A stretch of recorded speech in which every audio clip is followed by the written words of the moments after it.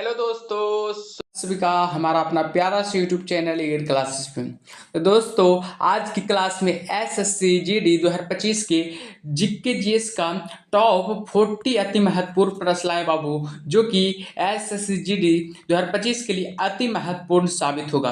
तो चलिए सभी लोग पहले लाइव जुड़ जाइए। सुबह का 10 बज चुका है, सभी लोग पहले लाइव जुड़ जाइए। सभी को गुड मॉर्निंग बाबू, सभी को गुड मॉर्निंग। क्लास को थोड़ा शेयर कर दीजिएगा, ठीक है। सभी लोग अपने क्लास को शेयर कर दीजिएगा और बाबू लाइक कर दीजिएगा, ठीक है। दबा कर लाइक कीजिएगा, ठीक है। तो फिर चलते हैं, क्लास को शुरू करते हैं बाबू, ठीक है। और याद रखिएगा, एसएससी जीडी का जीके जीएस का प्रैक्टिस सेट नंबर 1 के रूप में लाए, ठीक है। एसएससी जीडी का प्रैक्टिस सेट नंबर 1 के रूप में लाए, ठीक है।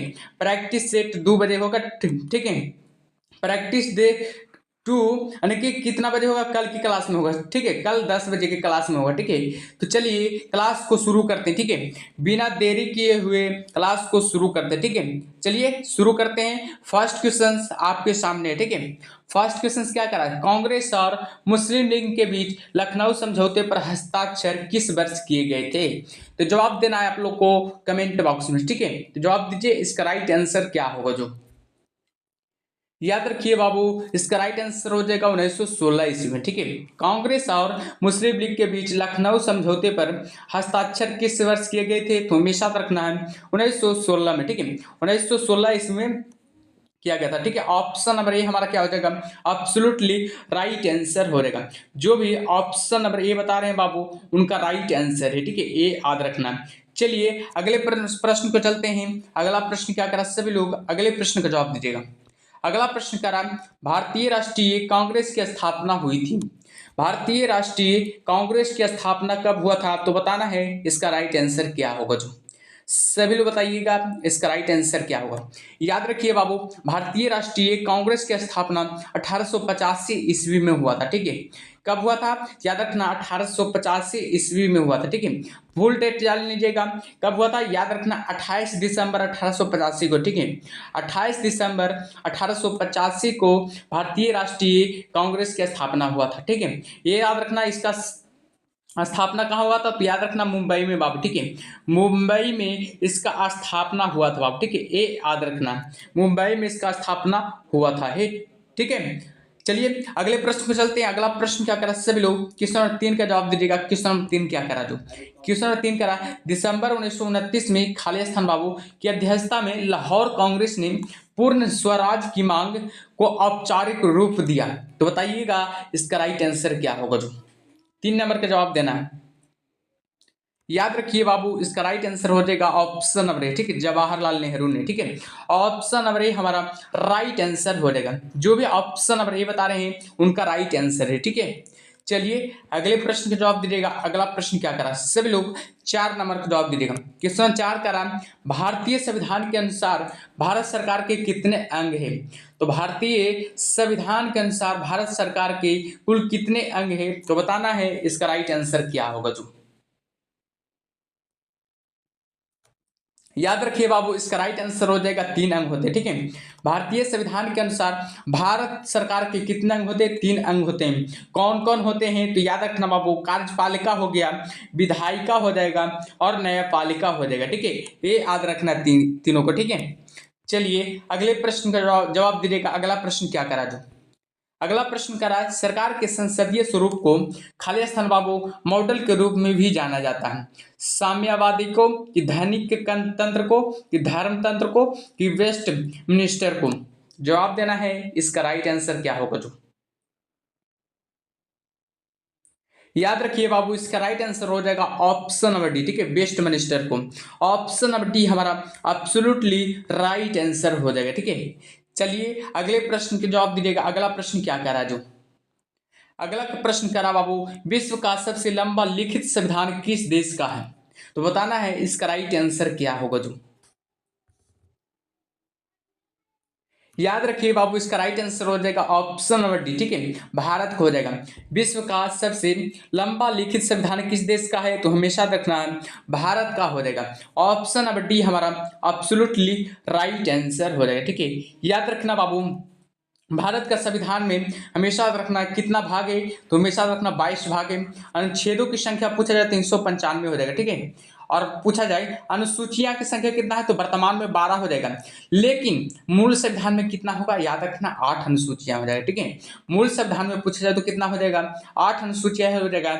लेकिन वर्तमान में पूछा जाए तो कितना हो जाएगा, 12 अनुसूचियां हो जाएगा। ये याद रखना बाबू, ठीक है। याद रखना बाबू, भारत का संविधान को लिखने में कितना समय लगा था, तो हमेशा याद रखना बाबू 2 साल 11 माह और 18 दिन का समय लगा था, ठीक है।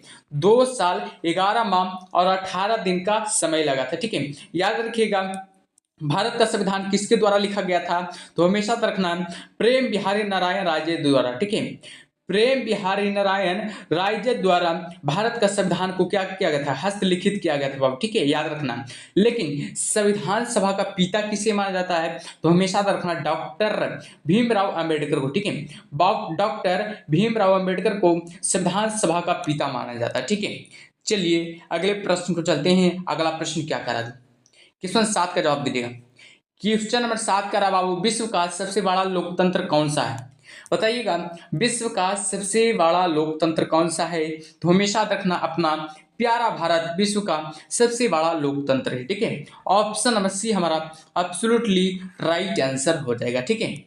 चलिए अगले प्रश्न को चलते हैं। अगला प्रश्न क्या करा, अगला प्रश्न करा बाबू, मूल भारतीय संविधान को हस्तलिखित किसने किया था, मूल भारतीय संविधान को हस्तलिखित किसने किया था, तो हमेशा रखना है प्रेम बिहारी नारायण राय द्वारा मूल संविधान को हस्तलिखित किया गया था, ठीक है। ऑप्शन नंबर डी हमारा एब्सोल्युटली राइट आंसर हो जाएगा बाबू। प्रेम बिहारी राय द्वारा संविधान भारतीय संविधान को लिखने में कितना समय लगा था, 2 वर्ष 11 माह और 18 दिन का समय लगा था बाबू, ठीक है। अगर एग्जाम में पूछा जाए मूल संविधान में भागों की संख्या कितना था, तो 22 भाग था बाबू। अनुसूचियों की संख्या कितना था, तो 8 था। अनुच्छेदों की संख्या कितना था, तो हमेशा रखना 395 अनुच्छेद था, ठीक है। ये याद रखना है। चलिए अगले प्रश्न का जवाब दीजिएगा। अगला प्रश्न क्या करा, जो क्वेश्चन 9 का जवाब दीजिएगा। क्वेश्चन 9 करा है, आंध्र राज्य अधिनियम 1953 द्वारा भारत के खालिस्तान बाबू भाषाई राज्य का गठन किया गया था। तृतीय की चतुर्थ की प्रथम की द्वितीय होगा, तो बताना है इसका राइट आंसर क्या होगा। जो याद रखिए बाबू, इसका राइट आंसर हो जाएगा प्रथम हो जाएगा, ठीक है। ऑप्शन नंबर ए हमारा एब्सोल्युटली राइट आंसर हो जाएगा। आंध्र राज्य का गठन कब किया गया था, तो हमेशा याद रखना 1 अक्टूबर 1953 को, ठीक है। 1 अक्टूबर 1953 का इसका गठन किया गया था, ठीक है। वो भी प्रथम भारत के प्रथम भाषाई राज्य के रूप में किया गया था, ठीक है। ये याद रखना है। चलिए अगले प्रश्न में चलते हैं। अगला प्रश्न क्या करा, सभी लोग 10 नंबर का जवाब दीजिएगा। क्वेश्चन 10 करा है, निम्नलिखित में से कौन सी एक संघीय सरकार की विशेषता नहीं है, तो जवाब देना है इसका राइट आंसर क्या होगा। जो याद रखिए बाबू, इसका राइट आंसर हो जाएगा ऑप्शन नंबर ए, ठीक है। एक सदनीय विधायिका हो जाएगा, ठीक है। एक सदनीय विधायिका है जो कि संघीय सरकार की विशेषता नहीं है। ऑप्शन नंबर ए हमारा एब्सोल्युटली राइट आंसर हो जाएगा, ठीक है। ये याद रखना है। चलिए अगले प्रश्न में चलते हैं। अगला प्रश्न क्या करा, सभी लोग अगले प्रश्न का जवाब दीजिएगा। अगला प्रश्न करा बाबू, निम्नलिखित में से किस केंद्र शासित प्रदेश में लेफ्टिनेंट गवर्नर नहीं है, तो बताना है इसका राइट आंसर क्या होगा। जो याद रखिए बाबू, इसका राइट आंसर हो जाएगा ऑप्शन नंबर सी, ठीक है। दमन और दीव में, ठीक है। दमन और दीव में उपराज्यपाल नहीं है बाबू, ठीक है। ऑप्शन नंबर सी हमारा राइट आंसर हो जाएगा। जो भी ऑप्शन नंबर सी बताएं बाबू, उनका राइट आंसर है, ठीक है। भारत में कितने केंद्र शासित प्रदेश है, तो बताना है 8 बाबू, ठीक है। 8 केंद्र शासित प्रदेश है। राज्य कितना है, 28 राज्य है, ठीक है। ये याद रखना है, ठीक है। 8 केंद्र शासित प्रदेश और 28 कितना हुआ, राज्य हो गया, ठीक है। चलिए अगले प्रश्न में चलते हैं बाबू। अगला प्रश्न क्या करा है, अगला प्रश्न करा है, भारतीय संविधान भारत को किस रूप में घोषित करता है, तो जवाब देना है इसका राइट आंसर क्या होगा। जो सभी जवाब दीजिएगा, इसका राइट आंसर क्या होगा। जो याद रखिए बाबू, इसका राइट आंसर हो जाएगा राज्यों का संघ के रूप में, ठीक है, राज्यों का संघ के रूप में, ठीक है। ऑप्शन नंबर ए हमारा एब्सोल्युटली राइट आंसर हो जाएगा, ठीक है। राज्यों के संघ के बारे में किस अनुच्छेद में दिया गया है, तो हमेशा याद रखना है अनुच्छेद 1 में बाबू, ठीक है। अनुच्छेद में 1 में बताया गया है भारत राज्यों का संघ हो, ठीक है, भारत राज्यों का संघ होगा, ठीक है। इसका राइट आंसर क्या होगा, ऑप्शन नंबर बी हो जाएगा, ठीक है। चलिए अगले प्रश्न का जवाब दीजिएगा। अगला प्रश्न क्या करा तुम, क्वेश्चन 13 का जवाब दीजिएगा। क्वेश्चन 13 का रहा बाबू, जल विद्युत उत्पन्न करने के लिए आप निम्नलिखित में से किस स्थान पर बड़े बांध बना सकते हैं, तो जवाब देना है इसका राइट आंसर क्या होगा। जो याद रखिए बाबू, इसका राइट आंसर हो जाएगा पहाड़ी क्षेत्र में, ठीक है। ऑप्शन नंबर बी हमारा एब्सोल्युटली राइट आंसर हो जाएगा, ठीक है। याद रखिएगा ऑप्शन नंबर जो भी बी बता रहे हैं बाबू उनका राइट आंसर है, ठीक है। चलिए अगले प्रश्न को चलते हैं। अगला प्रश्न क्या करा है, सभी लोग अगले प्रश्न का जवाब दीजिएगा। अगला प्रश्न क्या रहा है कि सतलज नदी घाटी में जल विद्युत उत्पादन और सिंचाई के लिए कौन सी परियोजना बनाई गई है, तो बताना है इसका राइट आंसर क्या होगा। जो सभी लोग को बताना बाबू इसका राइट आंसर क्या होगा। जो याद रखिएगा भाखड़ा नांगल परियोजना बनाया गया था, ठीक है। याद रखना है भाखड़ा नांगल परियोजना बनाया गया था, ठीक है। ऑप्शन नंबर सी हमारा एब्सोल्युटली राइट आंसर हो गया, ठीक है। चलिए अगले प्रश्न को चलते हैं। अगला प्रश्न क्या करा, सभी लोग अगले प्रश्न का जवाब दीजिएगा। क्या करा है, निम्नलिखित में से कौन भारत का सर्वोच्च बांध है, तो बताना है इसका राइट आंसर क्या होगा। तो देखिए बाबू, ये सब वेरी वेरी इंपॉर्टेंट प्रश्न है, ठीक है। और बताइए इसका राइट आंसर क्या होगा। और जो भी बाबू वीडियो को लाइक नहीं किए लाइक कर दीजिए। जो भी न्यू स्टूडेंट है बाबू चैनल को क्या कीजिएगा, सब्सक्राइब कर लीजिएगा, ठीक है। और बताइए इसका राइट आंसर क्या होगा। जो याद रखिए बाबू, इसका राइट आंसर हो जाएगा टिहरी बांध, जो कि कहाँ स्थित है, तो हमेशा याद रखना उत्तराखंड राज्य में स्थित है, ठीक है। टिहरी बांध कहाँ स्थित है, तो हमेशा याद रखना है उत्तराखंड में स्थित है बाबू, ठीक है। सबसे याद रखना देश का सबसे ऊंचा बांध है बाबू, ठीक है। ये देश का सबसे ऊंचा बांध है, ठीक है। याद रखना टिहरी बांध देश का सबसे ऊंचा बांध है, ठीक है। इसका ऊंचाई कितना है, तो याद रखना 260.5 मीटर क्या है, ऊंचा है बाबू, ठीक है। 260.5 मीटर किया है ऊंचा है बाबू, ठीक है। चलिए अगले प्रश्न को चलते हैं। अगला प्रश्न क्या करा, सब लोग 16 नंबर का जवाब दीजिएगा। निम्न में से कौन सा बांध स्वर्ण रेखा नदी पर बनाया गया है, तो बताना है इसका राइट आंसर क्या होगा। जो याद रखिए बाबू चांडेल हो जाएगा, ठीक है। चांडेल बांध हो जाएगा, जो कि स्वर्ण रेखा नदी पर बनाया गया है, ठीक है। ऑप्शन नंबर बी हमारा एब्सोल्युटली राइट आंसर हो जाएगा। स्वर्ण रेखा नदी कहाँ स्थित है, तो हमेशा याद रखा झारखंड राज्य में स्थित है बाबू, ठीक है। स्वर्ण रेखा नदी कहाँ स्थित है, तो हमेशा याद रखना झारखंड राज्य में स्थित है बाबू। झारखंड राज्य में स्थित है, तो मतलब चांडेल बांध भी कहाँ स्थित है, तो हमेशा याद रखना झारखंड राज्य में ही स्थित है, ठीक है, ये याद रखना है। चलिए अगले प्रश्न को चलते हैं। अगला प्रश्न क्या करा, जो क्वेश्चन 17 का जवाब दीजिएगा। क्वेश्चन 17 का रहा बाबू, नॉमिनल जीडीपी के आधार पर भारत 2018 में विश्व खाली स्थान बाबू की सबसे बड़ी अर्थव्यवस्था है, तीसरी कि 10वीं कि 5वीं कि 7वीं, तो बताना है इसका राइट आंसर क्या होगा। जो याद रखिए बाबू, इसका राइट आंसर हो जाएगा ऑप्शन नंबर डी, ठीक है, 7वीं हो जाएगा। जो भी ऑप्शन नंबर डी बता रहे हैं बाबू उनका राइट आंसर है, ठीक है। जो भी ऑप्शन नंबर डी बता रहे हैं बाबू उनका राइट आंसर हो जाएगा, ठीक है। ऑप्शन नंबर डी हमारा एब्सोल्युटली राइट आंसर हो जाएगा। लेकिन 2023 में क्या हो गया है, 2023 में बताना है 5वीं हो गया, ठीक है। 2023 में 5वीं हो गया बाबू, ठीक है, याद रखना है। चलिए अगले प्रश्न को चलते हैं। अगला प्रश्न क्या कर रहे हो, भारतीय अर्थव्यवस्था का प्राथमिक क्षेत्र है, खाली स्थान बाबू भारतीय अर्थव्यवस्था का प्राथमिक क्षेत्र कौन है, बैंकिंग होगा कि न्याय तंत्र होगा कि कृषि होगा कि सूचना और प्रौद्योगिकी होगा, तो बताना है इसका राइट आंसर क्या होगा। जो याद रखिए बाबू, इसका राइट आंसर हो जाएगा ऑप्शन नंबर सी, ठीक है। ऑप्शन नंबर सी हो जाएगा, ठीक है। ऑप्शन नंबर जो भी सी बता रहे हैं बाबू उनका राइट आंसर हो गया, ठीक है। चलिए अगले प्रश्न में चलते हैं। अगला प्रश्न क्या करा, सभी लोग अगले प्रश्न का जवाब दीजिएगा। अगला प्रश्न करा, निम्नलिखित में से कौन सा भारत के आर्थिक क्षेत्र के प्राथमिक सेक्टर का एक उदाहरण है, तो जवाब देना है इसका राइट आंसर क्या होगा। जो बाबू जो भी लाइक नहीं किए हैं लाइक कर दीजिए पहले वीडियो को, ठीक है। जो भी सब्सक्राइब नहीं किए बाबू सब्सक्राइब कर लीजिएगा, ठीक है।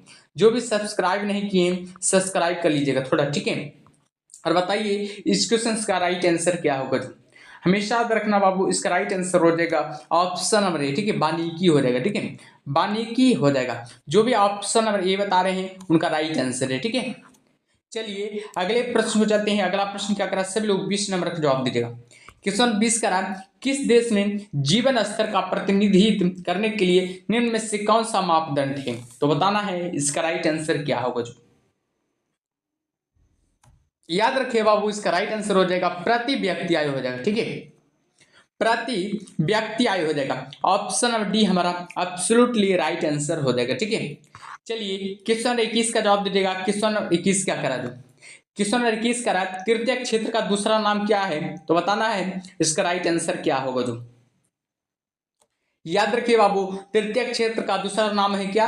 सेवा क्षेत्र है बाबू, ठीक है। ऑप्शन नंबर सी हमारा एब्सोल्युटली राइट आंसर हो जाएगा, ठीक है। चलिए अगले प्रश्न को चलते हैं। अगला प्रश्न क्या करा, सभी लोग अगले प्रश्न का जवाब दीजिएगा। अगला प्रश्न करा बाबू, निम्नलिखित में से मुद्रा आपूर्ति का कौन सा माप सबसे अधिक तरल है? तो बताना है इसका राइट आंसर क्या होगा। ये बहुत ही इंपॉर्टेंट प्रश्न है, ठीक है, ये SSCGD 2024 में प्रश्न आया है बाबू, ठीक है। तो बताना है इसका राइट आंसर क्या होगा। जो याद रखिए, इसका राइट आंसर हो जाएगा M1 हो जाएगा, ठीक है, M1 हो जाएगा। जो भी ऑप्शन नंबर सी बता रहे हैं बाबू उनका राइट आंसर है, ठीक है। ऑप्शन नंबर जो भी सी बता रहे हैं बाबू उनका राइट आंसर है, ठीक है। चलिए अगले प्रश्न का जवाब दीजिएगा। अगला प्रश्न क्या करा, जो अगला प्रश्न करा बाबू, भारतीय बैंकिंग के संदर्भ में CRR का पूर्ण रूप क्या है? तो बताना है इसका राइट आंसर क्या होगा। जो याद रखिए बाबू, इसका राइट आंसर हो जाएगा केस रिजर्व रेशियो हो जाएगा, ठीक है, केस रिजर्व रेशियो हो जाएगा। ऑप्शन नंबर ए हमारा एब्सोल्युटली राइट आंसर हो जाएगा, ठीक है। जो भी ऑप्शन नंबर ए बता रहे हैं उनका राइट आंसर है, ठीक है। चलिए बताइएगा क्वेश्चन 24 का राइट आंसर क्या होगा। क्वेश्चन 24 का रहा, भारत में कौन सा नियामक निकाय है नियमों के अनुपालन को सुनिश्चित करने के लिए माइक्रो फाइनेंस संस्थाओं की MFI की देखरेख और पर्यवेक्षण करता है? तो बताना है इसका राइट आंसर क्या होगा। जो हमेशा रखना बाबू, RBI करता है, ठीक है, RBI करता है ना, भारतीय रिजर्व बैंक करता है, ठीक है। ऑप्शन नंबर ए हमारा एब्सोल्युटली राइट आंसर हो जाएगा। जो भी ऑप्शन नंबर ए बता रहे हैं बाबू उनका राइट आंसर है, ठीक है। चलिए अगले प्रश्न को चलते हैं। अगला प्रश्न क्या करा, अगला प्रश्न करा है, महात्मा गांधी श्रृंखला के 2000 के बैंक नोट के पीछे एक खाली स्थान बाबू की आकृति बनी है? तो बताना है किसकी आकृति बनी है, सभी लोग बताइएगा इसका राइट आंसर क्या होगा। जो याद रखना बाबू, कोणार्क मंदिर का, ठीक है, कोणार्क का सूर्य मंदिर का, ठीक है। ऑप्शन नंबर सी हमारा एब्सोल्युटली राइट आंसर हो जाएगा, ठीक है। 2000 का नोटबंदी कब हुआ बताइएगा आप लोग। 2000 का नोटबंदी कब हुआ? तो हमेशा रखना बाबू 2023 में, ठीक है। किसके द्वारा ये बंद किया गया था? तो हमेशा रखना रिजर्व बैंक ऑफ इंडिया द्वारा, ठीक है, रिजर्व बैंक ऑफ इंडिया द्वारा 2023 में 2000 वाले नोटों को बंदी करा दिया गया था, ठीक है, बंद करा दिया गया, ठीक है, ये याद रखना है। चलिए अगले प्रश्न को चलते हैं। अगला प्रश्न क्या करा, सभी लोग 26 नंबर का जवाब दीजिएगा।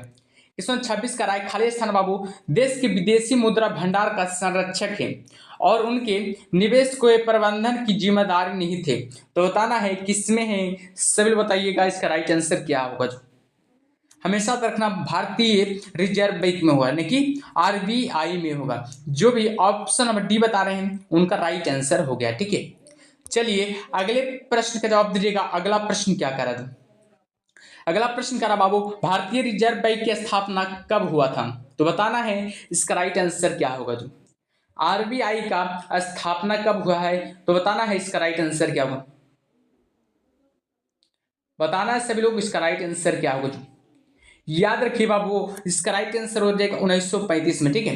1 अप्रैल 1935 में इसका क्या हुआ था, स्थापना हुआ था, ठीक है। ऑप्शन नंबर बी हमारा क्या हो जाएगा, एब्सोल्युटली राइट आंसर हो जाएगा, ठीक है। याद रखिए इसका स्थापना भारतीय रिजर्व बैंक अधिनियम 1934 के तहत हुआ था, ठीक है। भारतीय रिजर्व बैंक अधिनियम 1934 के तहत इसका स्थापना हुआ था बाबू, ठीक है।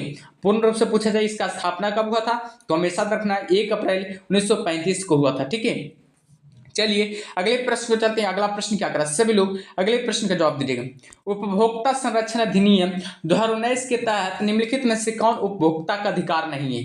तो जवाब देना है 28 नंबर क्वेश्चन का राइट आंसर क्या होगा। जो सभी लोग बताना इसका राइट आंसर क्या होगा। जो याद रखना बाबू, इसका राइट आंसर हो जाएगा ऑप्शन नंबर डी। ठीक है, काम का अधिकार हो जाएगा। जो भी ऑप्शन नंबर डी बता रहे हैं बाबू उनका राइट आंसर है। ठीक है, चलिए अगले प्रश्न का जवाब दीजिएगा। अगला प्रश्न क्या करा, जो अगला प्रश्न करा निम्नलिखित में से कौन सी मानव पूंजी नहीं है? तो बताइएगा इसका राइट आंसर क्या होगा। जो याद रखिए बाबू, इसका राइट आंसर हो जाएगा भूमि एक मानव पूंजी नहीं है। ठीक है, ऑप्शन नंबर डी इस क्वेश्चन का राइट आंसर हो गया। ठीक है, चलिए अगले प्रश्न में चलते हैं। अगला प्रश्न क्या कह रहा है, केलकर समिति 2015 खालिस्तान बाबू से संबंधित थी। केलकर समिति 2015 किससे संबंधित थी? तो जवाब देना इसका राइट आंसर क्या होगा। जो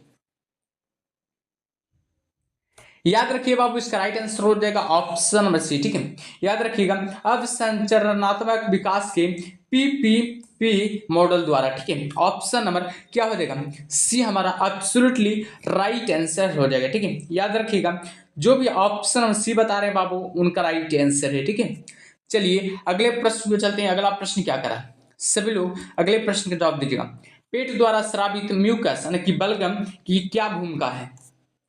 तो बताना है इसका राइट आंसर क्या होगा। याद रखिए बाबू, इसका राइट आंसर हो जाएगा ऑप्शन नंबर डी। ठीक है, पेट की परत की रक्षा के लिए। ठीक है, पेट की परत की रक्षा के लिए। ठीक है, option number A right answer हो जाएगा। बलगम एक क्या है बताइएगा, बलगम एक क्या है बाबू, बलगम को कफ भी कहा जाता है। ठीक है, बलगम को आप लोग जानते होंगे कफ भी कहा जाता है। आप लोग देहाती भाषा में कफ जानते होंगे। ठीक है, कफ जो फेफड़ों में से निकलने वाला एक क्या है, गाढ़ा तरल पदार्थ है बाबू। ठीक है, ये फेफड़ों में से निकलने वाला क्या है, गाढ़ा तरल पदार्थ है। ठीक है, ये याद रखना। चलिए अगले प्रश्न के चलते हैं। अगला प्रश्न क्या करा, क्वेश्चन 32 का जवाब दीजिए। हमारे पाचन तंत्र के किस भाग में वसा का पाचन होता है? तो बताना है इसका राइट आंसर क्या होगा। याद रखिए बाबू, छोटी आंत में हमेशा रखना, छोटी आंत में वसा की क्या होता, पाचन होता। ठीक है, ऑप्शन नंबर बी हमारा एब्सोल्युटली राइट आंसर हो जाएगा। ठीक है, जो भी ऑप्शन नंबर बी बता रहे हैं बाबू उनका राइट आंसर है। ठीक है, चलिए अगले प्रश्न का जवाब दीजिएगा। अगला प्रश्न क्या करा, अगला प्रश्न करा जठर अम्ल द्वारा पेट में स्रावित होते हैं। बताइएगा जठर अम्ल द्वारा पेट में स्रावित होते हैं कहां से? तो बताना इसका राइट आंसर क्या होगा। सभी बताइएगा इसका राइट आंसर क्या होगा। याद रखिए बाबू, इसका राइट आंसर हो जाएगा ऑप्शन नंबर ए बाबू। ठीक है, पार्श्विक कोशिकाओं में, ठीक कोशिकाओं द्वारा। ठीक है, जठर रस किसके द्वारा स्रावित होता है? तो हमेशा रखना पार्श्विक कोशिकाओं द्वारा। ठीक है, option number A right answer हो जाएगा। जठर रस का पीएच मान कितना होता है? तो हमेशा रखना 0.9 से 0.5 तक होता है। ठीक है, जठर रस का पीएच मान कितना होता है? 0.9 से 3.5 तक होता है। ठीक है, याद रखना बाबू, जठर रस में 99% क्या पाया जाता है? जल पाया जाता है बाबू। ठीक है, जठर रस में 99% जल पाया जाता है। 0.5% बाबू HCl यानी कि हाइड्रोक्लोरिक अम्ल पाया जाता है। ठीक है, याद रखना 0.5% हाइड्रोक्लोरिक अम्ल पाया जाता है बाबू। ठीक है, और शेष में क्या पाया जाता है? 0.05 में याद रखना एंजाइम पाया जाता है। ठीक है, शेष में क्या होते हैं? याद रखना एंजाइम होते हैं। ठीक है, याद रखना। चलिए अगले प्रश्न को चलते हैं। अगला प्रश्न क्या करा, सब लोग 34 नंबर का जवाब दीजिएगा। क्वेश्चन 34 करा निम्नलिखित में से कौन सा प्रोटीन का स्रोत नहीं है? जवाब देना इसका राइट आंसर क्या होगा। जो याद रखिए बाबू, इसका राइट आंसर हो जाएगा ऑप्शन नंबर डी बाबू। ठीक है, नींबू हो जाएगा। ठीक है, याद रखना इसका राइट आंसर क्या होगा, ऑप्शन नंबर डी हो जाएगा। ठीक है, नींबू हो जाएगा, नींब हो जाएगा। ठीक है, नींब एक प्रोटीन का क्या स्रोत नहीं है बाप। ठीक है, लेकिन मांस से एक प्रोटीन का स्रोत है, मछली भी एक प्रोटीन का स्रोत है, दूध भी एक क्या प्रोटीन का स्रोत है, लेकिन नींब एक क्या प्रोटीन का स्रोत नहीं है। ठीक है, option number D right answer हो जाएगा। चलिए क्वेश्चन 35 का जवाब दीजिएगा। क्वेश्चन 35 क्या करा जाए, निम्नलिखित में से किसके अभाव के कारण कमजोर अस्थियां और दंत क्षय होता है? तो जवाब देना है इसका राइट आंसर क्या होगा। जो याद रखना बाबू, कैल्शियम के कारण। ठीक है, कैल्शियम के कारण क्या होता है, अस्थियां कमजोर होती है और दंत क्षय होता है, ठीक है, यानी कि दांत टूटने झड़ने लगता है, ठीक है। ऑप्शन और बी हमारा एब्सोल्युटली राइट आंसर हो जाएगा, ठीक है। चलिए अगले प्रश्न में चलते हैं। अगला प्रश्न क्या करा जो सभी लोग 36 नंबर का जवाब दीजिएगा। क्वेश्चन 36 करा, किशोरावस्था में शारीरिक छवि विकृत से जुड़े विकार का नाम बताइए। इसका राइट आंसर क्या होगा जो